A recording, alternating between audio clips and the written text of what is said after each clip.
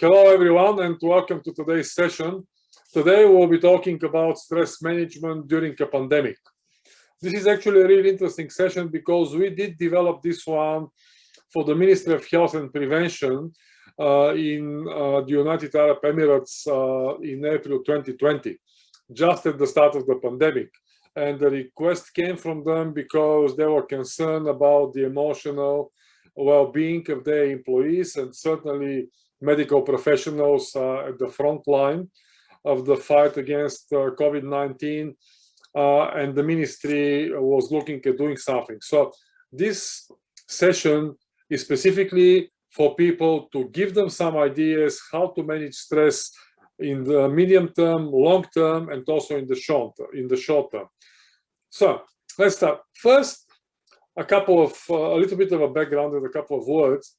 Normally, during our daily tasks and when we carry on with our lives, we operate within some sort of a range where we can deal with stress. Stresses come in all shapes or forms, and most of the time, it's not an issue. We can deal with whatever comes our way relatively easily. So we operate within a range, and within that range, it's okay. There isn't too much of a problem. Now, sometimes the stress becomes a little bit too much and we go outside, it goes outside our normal range. Now, that's okay too. All right, life is not perfect. We do come across situations where we're a little bit more stressed than normal. Maybe you are late to pick up the kids from school and you're concerned that your son or daughter will be there on their own in the dark and there'll be nobody around them. Or maybe somebody just hit you in the back in the car, so you have to deal with insurances and whatever else. But again, we can deal with these things relatively easily. We're able to cope as long as it's not for too long. Now, the problem becomes when actually those spikes in stress go way out beyond our comfort zone. So now we need some sort of a mechanism to deal with these things. Now, if you are a medical professional and you've been working a 12-hour shift and suddenly there is an influx of patients in the emergency department and you need to at least look at one more patient, which seems to be a difficult case, that would send your stress levels to the roof probably. There are some other situations, like maybe your boss rang you and said, we're letting you go. You've lost your job. Okay, so suddenly the income disappears and you're starting to think about all these things that will happen in your life with your family and so on. So this is when we need some sort of a mechanism to deal with that. And this is what the first part of this session talks about, the instant stress relief methods. Then we will move on the little practice methods, and here we actually want to broaden the range of the stress that you can cope with. If you look at the blue line here, this is your normal operating range where stress fluctuates and you are okay. You're not terribly impacted. But the point is that if we actually expand that range a little bit, you'll be able to deal with a lot more or many more stressful situations and still will not be impacted too much by it. So in this situation, we are thinking, what are the tools? What would make me a little bit more stress resilient in the medium term? Not spending too much time on it, but doing some simple things in our lives. We're not going to make you become a Buddhist monk or anything like that. But all of us can do something to actually be able to cope with stress a little bit better. And then, with a little bit more practice, actually what we can do, we can enlarge even further the range of the stress that we can deal with. And think about it, like we all have been in that situation. You probably have friends that get stressed about things that you consider trivial. You think, how can you even be stressed about it? But that's simply because you are able, but somehow you've learned to cope with big amounts of stress. And that happens to me all the time. Sometimes I'm thinking, well, is that really such a big problem? So how do we go about it? Okay, let's have a look at some practical ideas and scenarios of what we can do. The first is the instant stress relief methods. So as I said here, there's suddenly a spike in your stress levels for whatever reason. It's unexpected, it's pretty big, and you need to be able to deal with it so that you can actually clearly assess the situation after it. When you're stressed, you cannot do much. When you actually put your stress levels under some sort of a control, your thinking is much clearer and you can do something. Now, so a few techniques here. The first one is called box breathing. Now, this is the one which is used by the Navy SEALs in the US Army. And when you think about it, Navy SEALs are part of the Special Forces, so these people operate under enormous stress levels quite often. So they have developed mechanisms to deal with it. Box breathing is very simple. You take a deep breath and count to 4 or 4 seconds. To inhale, hold it for 4 seconds, exhale for 4 seconds, and again, hold for 4 seconds. That's all. And then inhale again. So basically, inhale, hold, exhale, hold. And you can visualize it as a box. That's where the name comes from, the box breathing. Just imagine a square, a box. So when you are inhaling, you're going up. When you're holding the breath, you are going to the right. Exhale, down, hold, go back to the beginning, and keep going. Very simple thing, but it allows you to actually reduce your stress levels almost instantaneously. The second one is high-intensity interval training. Again, that comes based on the experience of Special Forces. Short, very intensive physical exercise will reduce your stress levels. And actually, if you have the time to do it a little bit longer, even better. If you are really stressed, don't think about the fact that the world is falling apart and all of the bad things that are going to happen to you. If you have a pool, just go to the pool and do a half-an-hour swim. I've done that personally. I know it works. If you don't have a pool, just go running. This is the other thing that I used to do very often a few years ago when my stress levels were going through the roof constantly. I go running for 30, 40 minutes, and after the run, my body is full of endorphins, stress is down. Actually, I'm thinking clearly. I'm suddenly realizing that the situation is not so bad. It's still bad, but it's not the end of the world, and my thinking is much clearer, and I'll be able to do something about it. So, high-intensity interval training. Just go and do something. If nothing else, do 20 squats or do 25, 30 push-ups. Something like that, but just do something which is intense. The more you do, the better, but at least do something really quickly and intensive. In our course, we talk about some of the exercises that you can do, but if you do a search on HIIT, on the web, you'll find a lot of exercises. All the common things between them is that there is a burst of physical activity, very high intensity, a short break, then another burst. So basically 20 seconds, high intensity, rest for 10 seconds, 20 seconds, high intensity, something else, rest for 10 seconds. So actually within 5 minutes, you can do about probably 10 or 12 exercises with 10 minutes rest, and you'll calm down. 3x3 mindfulness. Now, this is something that was developed by a Canadian psychologist, and it is a very simple method. So what he suggests is Identify one object around you.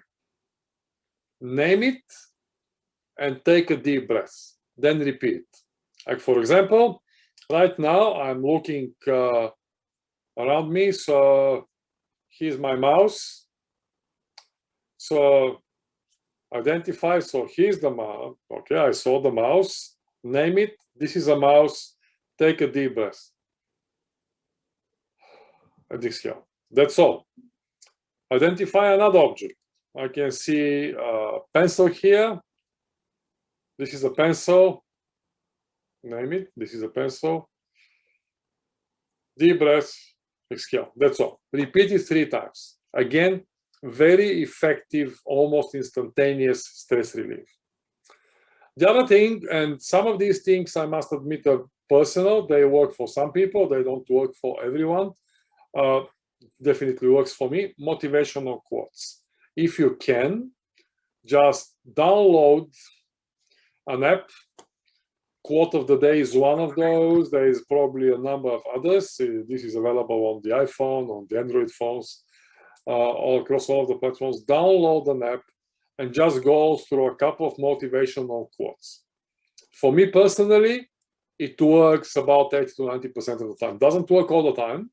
80 to 90% of the time, it works. When my stress levels are really going through the roof, it is the physical exercise that does the trick. Now, we need to keep in mind that when we try to calm ourselves down, we think, oh, I need to be calm, I need to be calm. You're actually becoming even more stressed and agitated. So calming by choice is very difficult. However, doing the box breathing is very easy. You can force yourself to do the box breathing.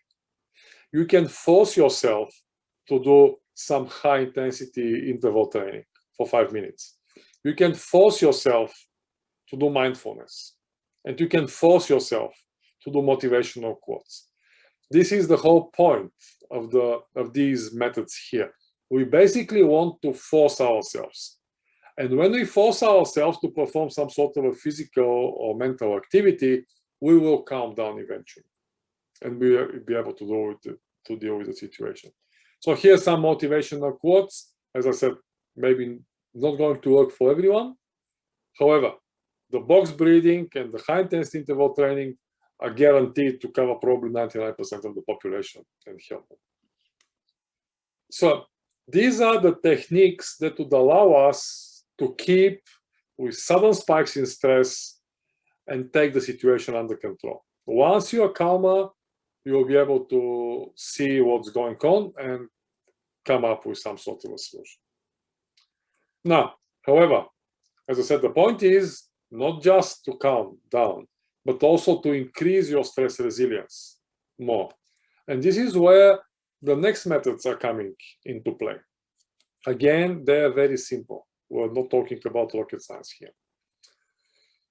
The first one is gratitude. Sounds like cliche. Again, some people are skeptical, some people believe in it. Just give it a go, okay? When you think about it, with all of the stress around and everything else that's happening, you can always find something which actually is going well in your life. Not everything is negative, not everything is bad. So focusing on these things will bring the perspective back, the correct perspective. So how do you do it? What we can do, one suggestion is in the morning. When you wake up, think about 3 important things in your life and be grateful for them. It can be your kids, it can be your health, it can be your job, anything. It can be the place where you live, it can be the fact that there isn't too much COVID-19 around you, it can be the thing that actually you're allowed to go into a park and exercise or walk your dog, because not everywhere that's possible these days. Think about 3 simple things. Just focus on them when you wake up, before you get out of bed. Probably it's going to take you a minute or 2. The same thing in the evening. Think about your day before you go to sleep when you're in bed. and think about three good things that happened to you. Okay, as I said, personally, I don't believe that it's possible for anybody to have 100% negative experiences throughout the day. Think about something good that happened. Maybe you got a call from somebody you haven't seen for a while. Maybe you had a really nice meal at lunchtime. Maybe you went to the park and saw a little dog there and played with it. Simple things. So it can be something about work. Maybe a client that you've been chasing for the last 5 weeks suddenly rang you and said, let's meet and talk about it. Whatever it is, think about 3 positive things and just be grateful for them because they happened. When we do that, that would actually put our perspective a little bit closer to where we want it to be. Okay, the world is falling apart. We all know that right now we're in the middle of a pandemic. Things are bad. There are lockdowns starting in some countries. Personally, I'm from Bulgaria, and I know that Bulgaria was kind of going all right. And then suddenly they have a spike in new cases. They are closing the schools. I have relatives there. My wife has got relatives there. So things are bad. But at the same time, not everything is absolutely bad. So let's try and be grateful for that. The other thing is mindfulness. Mindfulness is a technique where we just want to calm the mind and get it out of the negative train of thought. It comes from the Indian, mindfulness comes from Vipassana, the Indian word. Okay, now there's a lot of literature on mindfulness. So how about we just think about something simple? Okay, again, doesn't take too much time. Close your eyes and focus on your breathing, only on your breathing. That was one of the simplest techniques for mindfulness. There are more complex ones. If you can find, if you're interested, you can find a lot of material on the internet, but let's start simple. Close your eyes, find 5 minutes, close your eyes, go somewhere where you won't be disturbed. Close your eyes and focus on your breathing. Focus on all of the sensations, the smell, the temperature, the cold air going in, the warm air coming out, all of these. Sometimes the noise depends how deeply you breathe, some the noise that the air makes. Think about, try to feel the air going into your lungs. Do that for 5 to 10 minutes. Okay, 10 minutes is too much, right?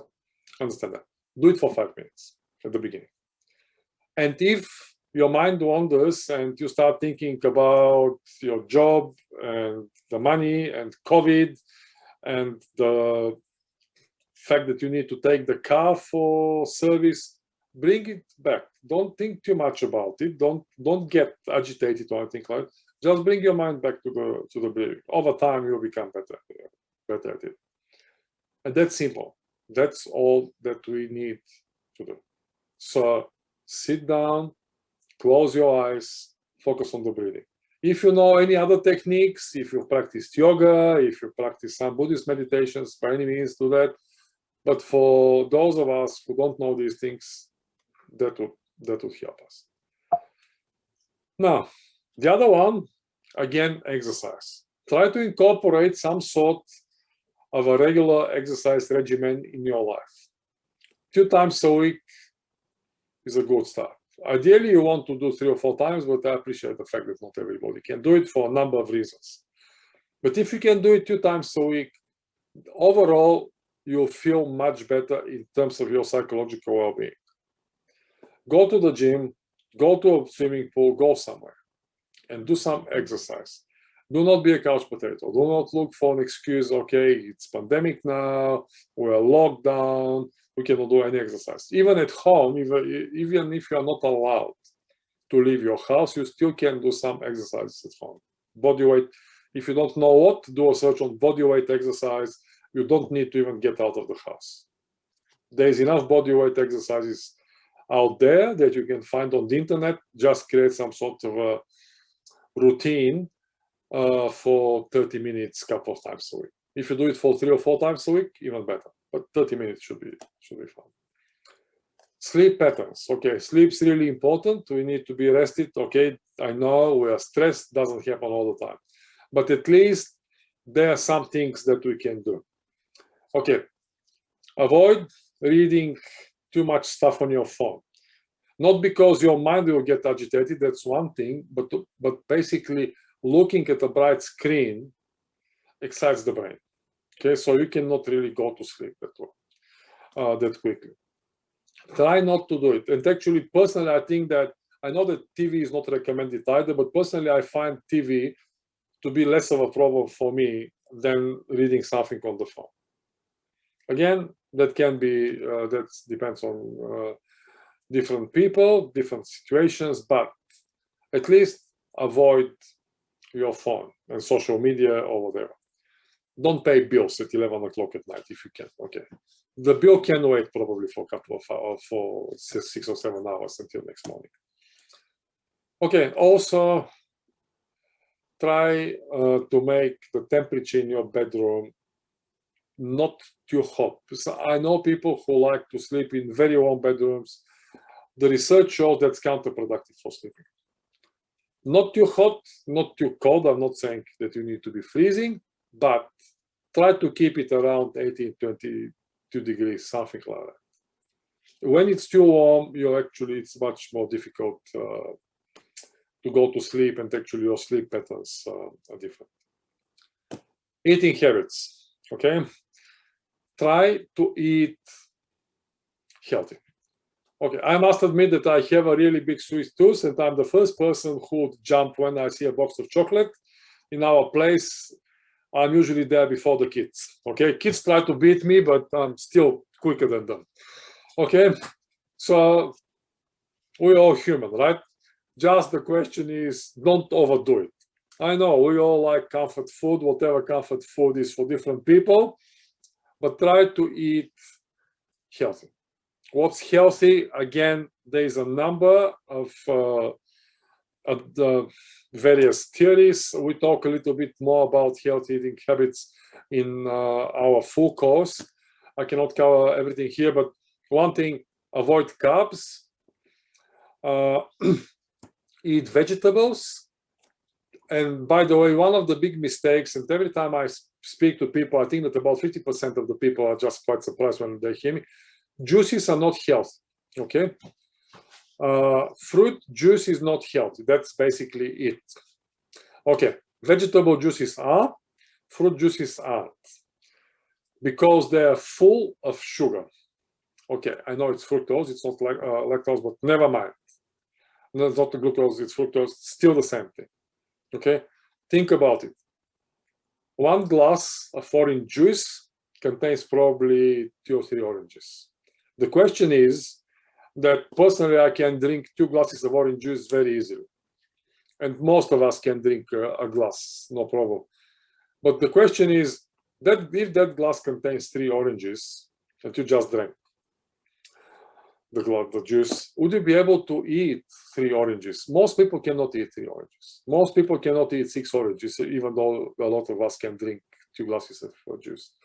The point is that when we drink the juice, you were drinking pure sugar. So the question or the feeling of satiety is gone.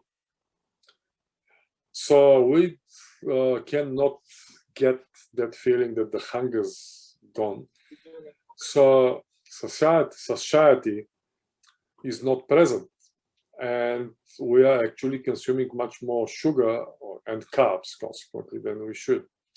So avoid fruit juice. This is not a healthy thing. Vegetables are healthy. Fruits are healthy on their own. Various types of nuts are healthy. Omega-3 proteins, salmon, if you love salmon, that's great. I love salmon.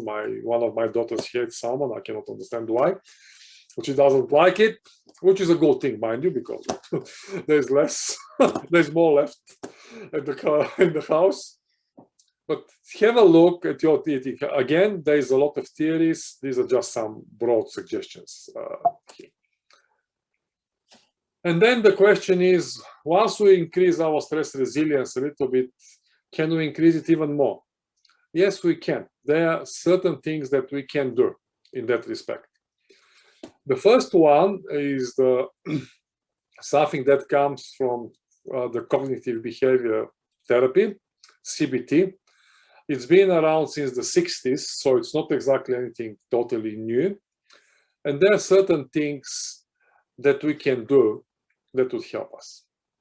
Again, we cover that in more detail in our full course, but at least here I'll just touch on a few of the techniques that I personally think are very useful.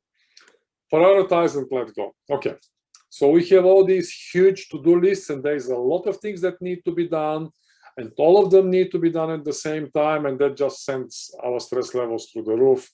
Not even during a pandemic, in normal times, it's still the same thing. However, if you make a list of these things, and if you assign them a priority of 1 to 15, let's say, if you have 15 things, just assign them priority. Suddenly you realize that the top 4 or 5 really need to be done, while the bottom 5 probably can wait until tomorrow, until next week, or until next month. The issue is that until you actually do that, all of them are occupying exactly the same amount of mental space and causing exactly the same amount of stress. When you prioritize them, you suddenly realize, okay, well, let me just keep stressing about these 4 or 5. And let me stop stressing about the others, because what's the point? So you can actually decrease, just by that simple thing, you can decrease your stress level probably by 60-70% straight away. So this is one of the techniques. The second one is using probability. Okay, now we know that the world's coming to an end. Quite a few people think about in that frame of mind all the time. I'm in the other camp. I usually see the glass not as half full. I see the glass probably as 80% full most of the time. But the reality is that things are not that bad. Again, if we put things that are really worrying us on a piece of paper and think about the probability of these things happening. Okay, so I've lost my job and I need money to pay my mortgage. Because of that, actually looks like we are going to be on the street in the next 4 weeks. This is very unlikely. You may be thinking that, but if you put on a piece of paper and just think about it, you realize, okay, well, I've lost my job. Maybe I need to actually go and speak to the bank, see what can be done there. Most banks understand this current situation, so actually you can get some arrangements there to defer your payments or to reduce your payments. The bank is not going to kick you out on the street straight away. It may eventually, but that will take probably not 1 month. That will take probably 6 to 8 months or something like that. Banks are not in the business of real estate. Banks actually prefer you to be in the house and to keep paying the loan, as opposed to kicking you out, selling the house at a loss, and losing all of the interest that you're going to pay. So just things like that. It's not that bad. Okay, what's going to happen? What's going to happen? I've lost my job. No, think about it. When you use probability, you suddenly start realizing that things are not as apocalyptic as they seem to you at the moment. And then that in turn will calm you down, and you will be able to assess the situation and deal with it much better. Cognitive flip. Okay, so with cognitive flip is we sometimes feel that we are totally not in control of the situation. Total loss of control. Okay, you've lost your job, you have a mortgage, you're afraid that the bank will kick you out. But there are certain things that you are in control of in this situation. If I use the same example, you're definitely in control of the fact that you can pick up the phone and talk to the bank. This is something under your control. The bank's not going to stop you talking to them. Okay. So if that's the case, focus on the things in any situation which is an absolute nightmare. Focus on the things that you control. And think about them, and suddenly you realize that you're not totally without any control. And when you focus on the little things, your perspective will start changing. And then you think, okay, let me just see what we can do and do something and slowly get out of the situation. To give you a personal example, about 3 or 4 years ago, in Australia, I went with my wife to a concert. It was in a mountain, little village. There was some group that she wanted to see. We went there, and it's about 100 km from Brisbane, where we live. Concert finished around 11 o'clock. Then she stayed back, talked to the musicians, we talked to a few friends that we saw at the concert, and we went home. And as I said, that's in the mountains. And about 10 km from the village, the car broke. That's it. The car broke in the middle of a dark road where at 12 or during the day you cannot see that many cars. During the night you cannot see any. And we are about 20 km from the highway where you actually can do something about the situation. I'm thinking, well, what are we going to do? What are we going to do? She's asking me. I'm thinking, oh, okay, well, let me think what we can do. I thought, okay, things are bad. Let me just have a look. Do we have coverage? Okay. I'm thinking the first thing that I need to do is somehow, so it was a radiator problem, so the car started overheating. I'm thinking, okay, the first thing that I need to do, apart from anything else, I need to move the car out of the road, a little bit to the side of the road, because we are actually just after a curve. I'm thinking somebody's going to hit me because they don't see us. Okay, so I waited about 5-10 minutes for the car to cool down. The radiator is broken. There is no water in the radiator. So as soon as you turn the engine on, it takes 2 or 3 minutes for it to start overheating. But I'm thinking, okay, I'll let it cool down. I need just 1 minute to move the car a little bit further to the side, and then we'll deal with the rest of it. So by the time I was thinking about these things and I explained that to my wife, I said, listen, okay, so we'll now move the car, and then we'll think what we're going to do later. Okay.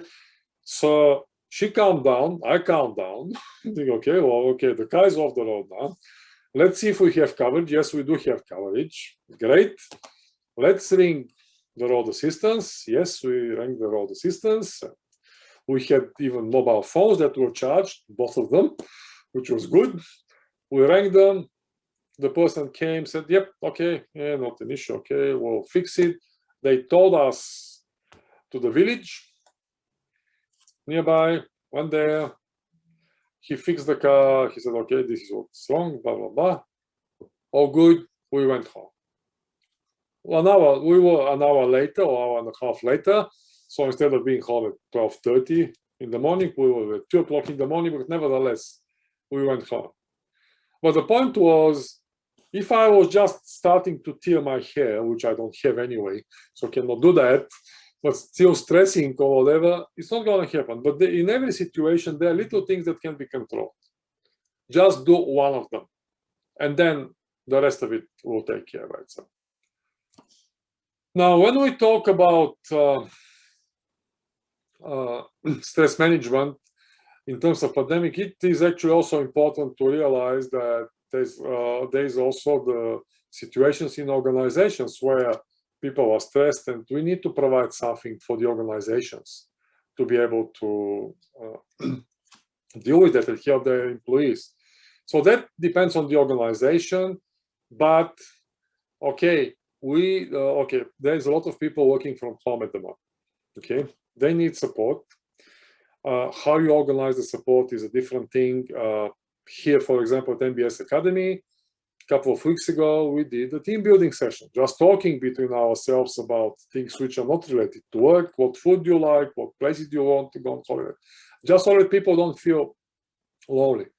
Maybe give them something else to do, some sort of a job rotation. If you are in the office, think about workplace redesign. Move them from the desk on the left to the desk on the right. Just swap the desks. Okay, things like that, small things, which actually in the current situation will help people deal with stress a little bit more. So tell them again, people are a little bit lost for a number of reasons at the moment, and work from home is something that not all managers manage to get and do well. Okay, maybe it will help to provide more job clarification. Remind them what they need to do. Again, bring them back to the basics. Look at the position description and don't get them to read it, but just go through the position description. You can see as a team leader which people need a little bit more guidance. Go through the position description, pick 2 or 3 important things and tell them to focus on those. Okay, because they think, oh, what do I need to do? Everybody's stressed. Am I going to lose our job? Am I going to lose my job? Where are we going? All that type of stuff. Help them. Go through the PD, role clarification. Okay, this is what you need to do just to reduce the stress a little bit. Mindfulness Plus. Okay, so we talked about mindfulness, but there is a guy called John Kabat-Zinn, and he developed something called MBSR, which is mindfulness-based stress reduction method. I strongly urge everyone who is looking at longer-term ways to cope with stress and to increase their stress resilience. It looks like we'll need that for quite some time, by the looks of it, to check out John Kabat-Zinn and to check out mindfulness-based stress reduction, because they do have a lot more resources in relation to mindfulness. That's why I called it Mindfulness Plus. I just covered the basics of mindfulness here, but if you want to take it the next step, have a look at John Kabat-Zinn. And before I finish, I want to share, and you will get the presentation, and these links work. These are some additional resources that we have prepared here at MBS Academy, just so that you can actually apply what I was talking today in your lives. We do run a course, which is a 2-hour course where we talk about these things in a lot more detail.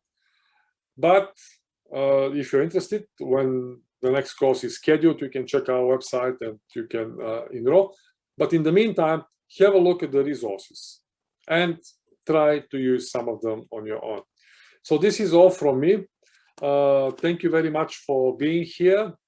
And please do follow us.